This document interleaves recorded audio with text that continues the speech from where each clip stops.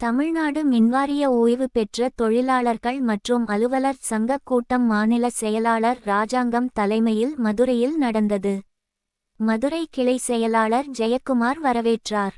அமைப்பு செயலாளர் ஆண்டி முன்னிலை வகித்தார். மாநில பொதுச் செயலாளர் சேக்கிழார், ராமச்சந்திரா கண் மருத்துவமனை நிறுவனர் சீனிவாசன் உட்பட பலர் கலந்து கொண்டனர். கூட்டத்தில் நிறைவேற்றப்பட்ட தீர்மானங்கள். புதிதாக பொறுப்பேற்றுள்ள தவேக அரசுக்கு வாழ்த்துக்களை தெரிவித்துக் கொள்கிறோம். தமிழ்நாடு அரசு 2026 ஜூன் 24 இல் வெளியிட்டுள்ள அரசாணை எண் 123 அன்படி ஜூலை 1 முதல் நடைமுறைப்படுத்தியுள்ள ஓய்வூதியர்கள் மற்றும் குடும்ப ஓய்வூதியர்களுக்கு புதிய மருத்துவ காப்பீட்டு திட்டம் தமிழ்நாடு மின்சார வாரியத்தில் நவம்பர் 2026 முதல் அமல்படுத்துவதற்கு முன்பாக மின்சார வாரிய ஓய்வூதியர் சங்கங்களை அழைத்து பேசி தேயின திருத்தங்களோடு மின்சார வாரியத்தில் நடைமுறைப்படுத்த வேண்டும். 70 வயதிற்கு மேல் உள்ள ஓய்வூதியர்களுக்கு 15% கூடுதல் ஓய்வூதியம் வழங்க வேண்டும். உயர்நீதிமன்ற உத்தரவுப்படி 80 வயது துவங்கும் குடும்ப ஓய்வூதியர்களுக்கு 20% கூடுதல் ஓய்வூதியத்தை வழங்க வேண்டும். 2024 ஜனவரி முதல் அரசு ஊழியர்களுக்கு அமல்படுத்தியுள்ள இறப்பு மற்றும் பணி ஓய்வு பணிக்கொடை $2.5 லட்சம் என்பதை மின்வாரிய ஊழியர்களுக்கும் வழங்க வேண்டும் என்பது உட்பட 12க்கும் மேற்பட்ட தீர்மானங்கள் நிறைவேற்றப்பட்டன. மதுரை கிளை துணை தலைவர் சேதுராமன் நன்றி கூறினார். மின்சார வாரியத்தில் பணியாற்றி ஓய்வு பெற்றவர்களுக்கு ஹெல்த் இன்சூரன்ஸ் எல்லா டிபார்ட்மெண்ட் மேலே வழங்கப்படுகிறது. அது புதிதாக இப்போ ஒரு ஹெல்த் இன்சூரன்ஸ் கம்பெனியை அவர்கள் அறிமுகப்படுத்துகிறார்கள். எல்லா இடங்களிலும் என்ன குறைபாடு இருக்கிறதுனா, என்ன செலவு செய்கிறோமோ அது திரும்ப கிடைப்பதில்லை. ஏற்கனவே ஒரு பிளாக் இயர் 4 வருஷம் இருந்தது, 4 லட்சம் ரூபாய் இருந்தது. இப்போ 5 வருடமாக்கி 5 லட்சமாக ஆக்கியிருக்கிறார்கள். அதில் மருத்துவ செலவுக்கான வியாதிகள் சம்பந்தப்பட்ட விஷயங்கள், உள்நோயாளிகளுக்கு இருக்கக்கூடிய செலவு தொகையில் கிடைப்பதில் இப்படி வித்தியாசம் இருப்பதாக இருக்கிறது. ஆகவே மின்சார வாரியம் அரசு அறிவித்திருக்கக்கூடிய புதிய இந்த காப்பீட்டு திட்டத்தை மின்சார வாரியத்திற்கு நீட்டிக்கின்ற போது தொழிற்சங்கங்களோடு பேசி முடிவெடுக்க வேண்டும் என்கின்ற கோரிக்கையை வைத்திருக்கிறோம். அதுபோல் புதிய ஓய்வூதிய திட்டம் ஏற்கனவே டாப்ஸ் என்று கடந்த அரசில் அறிமுகப்படுத்தப்பட்டது. புதிதாக ஆட்சிக்கு வந்திருக்கக்கூடிய அரசு நாங்கள் ஆட்சிக்கு வந்தால் இதை பரிசீலிப்போம் என்று தேர்தல் வாக்குறுதியில் சொன்னார்கள். இவர்கள் புதிதாக ஆட்சிக்கு வந்தது பிறகு டாப்ஸுக்கு எதிராக ஒரு ஓய்வூதிய திட்டத்தை அறிவித்திருக்கிறார்கள். டாப்ஸில் 50% வழங்கப்படும் என்று சொல்லப்பட்டது. கடைசியாகப்பட்ட ஓய்வூதியத்தில் இவர்கள் 30% சொல்லுகிறார்கள். நேற்றைய தினம் கூட மத்திய அரசினுடைய அறிவிப்பாக 10 ஆண்டு பணி செய்திருந்தால் 10,000 ரூபாய் ஓய்வூதியம் கிடைக்கும், 25 ஆண்டுகள் வேலை செய்திருந்தால் 30,000 ஓய்வூதியம் கிடைக்கும், 30 ஆண்டுகளுக்கு முழு ஓய்வூதியம் பெற தகுதியுடையவர்களாக இருந்தால் 50% கிடைக்கும் என்கின்ற ஒரு செய்தி வந்திருக்கிறது. தமிழக அரசினுடைய செய்தியும் மத்திய அரசினுடைய செய்தியும் ஒரு சேர இருப்பது போல ஒரு தோற்றத்தை ஏற்படுத்துகிறது. ஆகவே டாப்ஸுக்கு எதிராக யூனிஃபைடு பென்ஷன் ஸ்கீமை இங்கே அறிமுகப்படுத்துவார்களோ என்ற ஐயப்பாடு இருக்கிறது. ஆகவே தமிழக அரசு பழைய ஓய்வூதிய திட்டத்தை தர வேண்டும் என்கின்ற வேண்டுகோள் இருக்கிறது. அதை கோரிக்கையாக வைக்கிறோம்.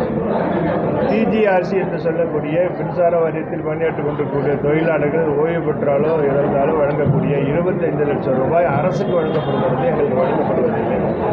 அதை தர வேண்டும் என்கின்ற கோரிக்கை இருக்கிறது. இதையெல்லாம் மின்சார வாரியமும் அரசும் தீர்வு காண வேண்டும் என்று வேண்டும்.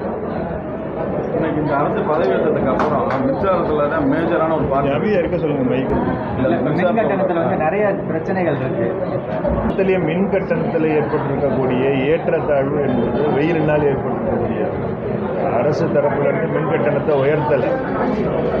வெயிலோட தாக்கம் அதிகம் இருக்குது, அதனால உபயோகம் அதிகமாக இருக்குது. மின் கட்டணம் இந்த மாதம் உயர்ந்திருப்பதாக ஒரு கணக்கு இருக்குது. எதிர்கட்சித் தலைவர் கூட 3,70,000 மின் இணைப்புகளில் இப்படி பிரச்சனைகள் ஏற்பட்டிருக்குன்னு சொல்லியிருக்கிறார். தமிழக அரசும் ஆய்வுக்கு உட்படுத்தியிருக்கு. தமிழக மின்சார வாரியத்தினர் உத்தரவிட்டு எல்லா நிலையில் இருக்கக்கூடிய பொறியாளர்களும் கள ஆய்வு செய்ய வேண்டும் என்று சொல்லியிருக்கிறாங்க. அதில் ஒரு 15,000 மின் இணைப்புகளை ஆய்வு செய்யப்பட்டதாக கூட இன்றைக்கி பத்திரிகை செய்தி சொல்லுது மின்சார வாரியத்தினர். அது இடைக்காலத்தில் ஏற்பட்டிருக்கக்கூடிய ஒன்று.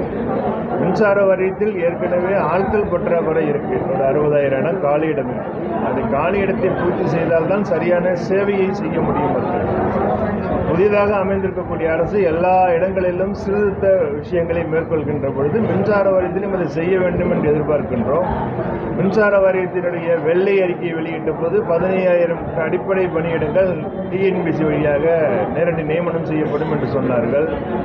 5,000 கேங்மேன் விடுபட்டவர்களை எடுப்போம் என்று சொன்னார்கள். 60,000 காலியிடத்தில் 20,000 காலியிடத்தை உடனடியாக பூர்த்தி செய்வதாக ஒரு வாக்குறுதி அளித்திருக்கிறார்கள். இப்போ 2 தினங்களில் பட்ஜெட் வருவதற்கான வாய்ப்புகள் இருக்கிறது. அப்போ அந்த நேரங்களிலே இதுக்கான முகாந்திரத்தை அரசு ஏற்படுத்த வேண்டும், செய்ய வேண்டும் என்று எதிர்பார்க்கிறோம். சார் சாதாரணமாக கடந்த அரசில் முதல் 100 யூனிட் இலவசம் 2 மாதத்திற்கு. இந்த அரசில் முதல் 200 யூனிட் இலவசம். ஏற்கனவே இருந்த டேரிஃப் சிஸ்டம் தான் இருக்குது. ஏற்கனவே முதல் 100 ஃப்ரீ, அப்புறம் 100க்கு அப்புறம் 200, 200 டு 400, 400 டு 500. அதே ஸ்லாப் சிஸ்டம் தான் இப்போயும் இருக்குது. முதல் 200 free, 200 to 400, 400 to 500. Tariff rice பண்ணலை.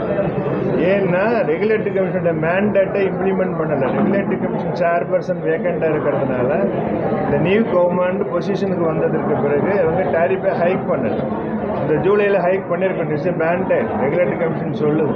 அரசாங்கம் ரைஸ் பண்ணல. ரைஸ் பண்ணாத போது மின்கட்டணம் உயர்ந்திருக்குன்னு சொல்ல முடியாது. உபயோகம் அதிகமாக இருக்கும், மின்கட்டணம். வேலை செய்திருக்கக்கூடிய ஒப்பந்த தொழிலாளர்கள் இருக்கிறார்கள், நிரந்தரம் செய்யணும்னு சொல்கிறோம். இப்போ சமீபத்தில் கூட மின்துறை அமைச்சர் தூத்துக்குடியில் பேசும்போது ஸ்கில்டா அன்ஸ்கில்டான்னு பார்க்கணுன்னு ஒரு வார்த்தையை பயன்படுத்தியிருக்கிறார். ஒப்பந்த தொழிலாளர்கள் எல்லா இடங்கள்லையும் ஸ்கில்டு வேக்கன்சின்ற இடத்துல தான் வேலை பார்க்குறாங்க. ஸ்கில்டா அன்ஸ்கில்டான்னு பார்க்க வேண்டிய அவசியமே இல்லை. 2007 21,600 ஒப்பந்த தொழிலாளர் நிரந்தரம் செய்திருக்கக்கூடிய மின்சார வாரியம் இது.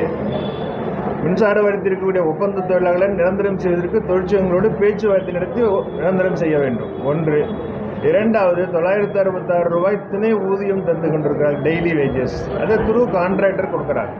நேரடியாக எலக்ட்ரிசிட்டி போர்டு பிரின்சிபல் எம்ப்ளாயராக எலக்ட்ரிசிட்டி போர்டு இருக்கணும், பேமெண்ட் கொடுக்கணும், ஃபியூச்சரில் ரெகுலேஷன் பண்ணுறது நம்ம வேசி முடிக்கணும்னு நம்ம சொல்கிறோம். அரசாங்கம் நம்மளுடைய சொல்லக்கூடிய விஷயங்களை ஏற்றுக்கொள்கிறார்களா என்பதை பார்க்க வேண்டும். நாடெங்கும் போராட்டம் நடக்குது. ஆனால் புனல் மின் நிலையங்கள் வேலை பார்க்கக்கூடிய ஒப்பந்த தொழிலாளர்கள் போராடுகிறார்கள். மின் பகிர்மான வட்டங்களில் இருக்கக்கூடிய ஒப்பந்த தொழிலாளர்கள் போராடுகிறார்கள். எல்லா தொழிற்சங்கமும் ஒப்பந்த தொழிலாளர்களை நிரந்தரம் செய்ய வேண்டும் என்று கோரிக்கை விடுத்து தான் கொண்டிருக்கிறோம். அரசாங்கம் என்ன பதில் சொல்கிறது என்பதை நம்ம காத்து பார்க்க வேண்டியது. இந்த அரசு எங்களை பொறுத்த வரைக்கும் ஏற்கனவே இந்த காலி இடங்களை பூர்த்தி செய்வது அது நெடுநாள் கோரிக்கை. 65,000 காலி இடம், அதில் 20,000 அவர் பூர்த்தி செய்வதாக சொல்லியிருக்கிறார்கள்.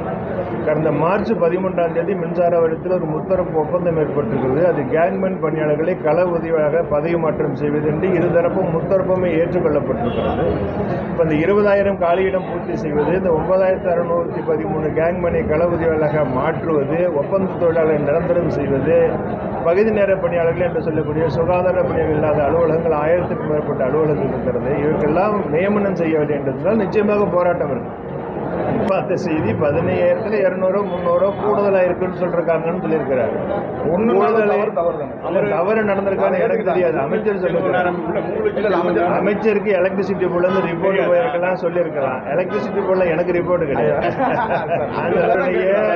எங்களுடைய கணக்கீட்டு பணியாளர்களோ அலுவலர்களோ தவறு செய்திருப்பார்கள் என்று சொல்வதற்கு நாங்கள் தயாராக இல்லை. நாங்கள் தயாராக இல்லை. அமைச்சர் 1000 சொல்லலாம், இருக்கலாம், அதுக்கு தெரியாது. அந்த ஸ்டேட்மெண்ட் வர்றதுக்கு அந்த கேள்வி. ஆமா, எங்க தொழிலாளர்களை தயவு செய்வதற்கு 100% வாய்ப்பு கிடையாது. உங்க பேர் சார்? ஷேக் இடார், பொதுச் செயலாளர், டிஎன்இபி எம்ப்ளாயிஸ்.